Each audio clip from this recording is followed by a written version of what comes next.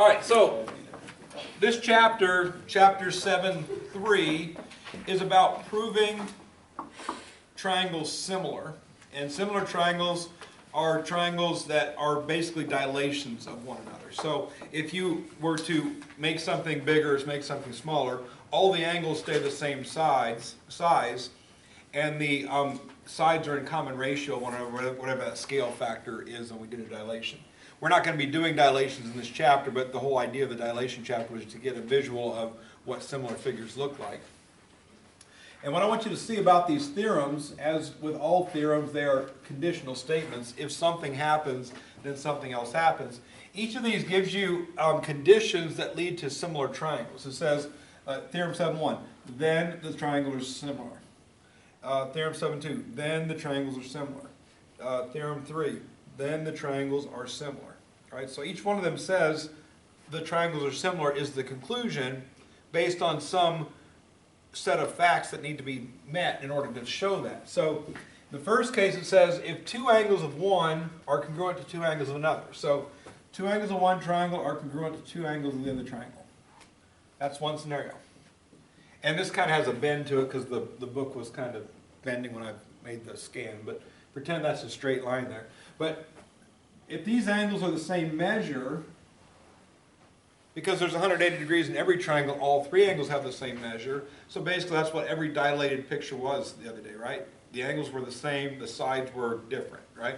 But they were at the common ratio. So if we get to the point where all the angles are the same, we have similar triangles. The second one, common ratios, all right?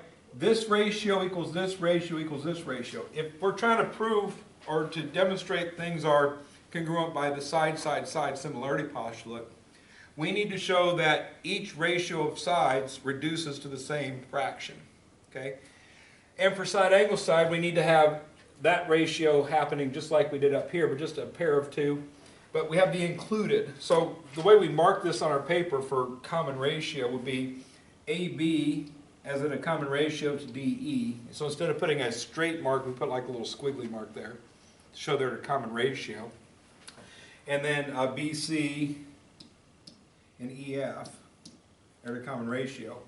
The included angle, just like when we did congruent triangles, the included angle means the angle between the sides we're talking about. So if we're talking about these two sides here, the angle in between is the included angle. So side included angle, D and F are not included angles to those two sides. So if we're using that theorem, but in each case, that's what we need to show. Either a common ratio to sides or congruent angles or some mixture of the two. So when you look at example 1, here we have two triangles, ABC and DEF. They're asking if they're similar. First off, just with congruence of triangles, with similarity of triangles, we want matching pieces in order. So A should match up to D, B should match up to E, and C should match up to F, as far as corresponding angles are concerned. And corresponding sides, AB should correspond to DE, and BC should correspond to EF, and then AC should correspond to DF. So that's kind of what we're looking at here.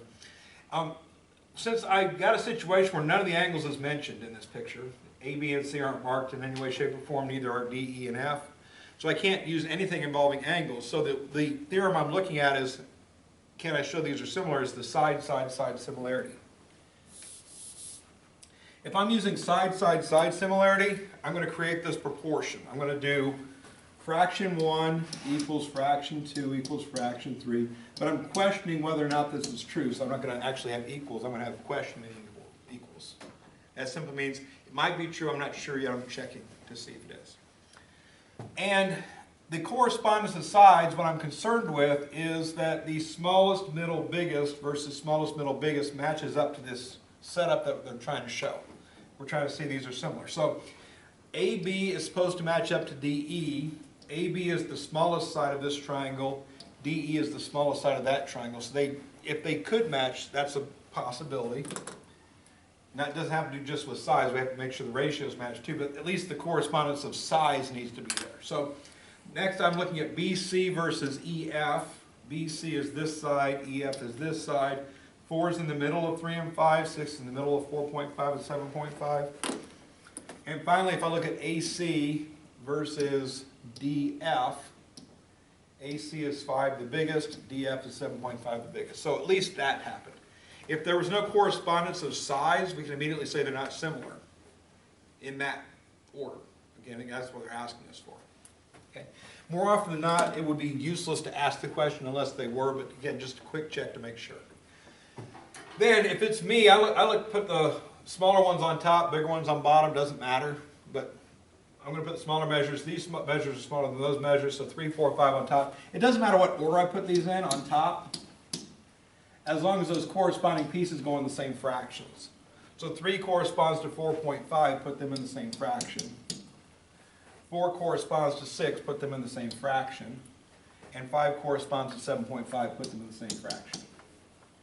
So all the top measures come from one triangle, all the bottom measures come from the other triangle. And all I want to see is if all 3 of these fractions reduce to the same reduction. And one thing that's going to happen a lot is, a lot of times you get decimal sides like we have here. If you have decimal sides, I want a non-decimal fraction. Here's how you make it a regular fraction. Just pretend everything has the same number of decimal places. The bottom has 1 decimal place, make the top have 1 decimal place. And if you just bump both decimals over, you're going to get 30 over 45 maybe equals 4 over 6, which I'm going to reduce that to 2/3. Once I get a nice integer looking fraction like this, integer top, integer bottom, I'm going to reduce. So 4, 6 reduces by 2 to 2/3. And then 5.0 over 7.5 becomes 50 over 75. Questioning? Maybe. All right. So again, I want them all to reduce to 2/3. So I'm looking to see what's the biggest number that divides into these things. So what's the biggest number that divides 30 and 45?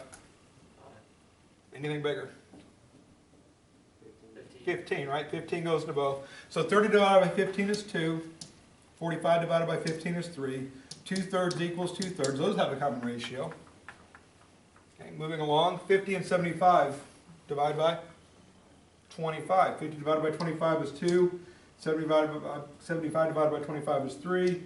That is also equal. So notice, all 3 ratios of sides reduced to 2/3. They have a common ratio. So I know that triangle ABC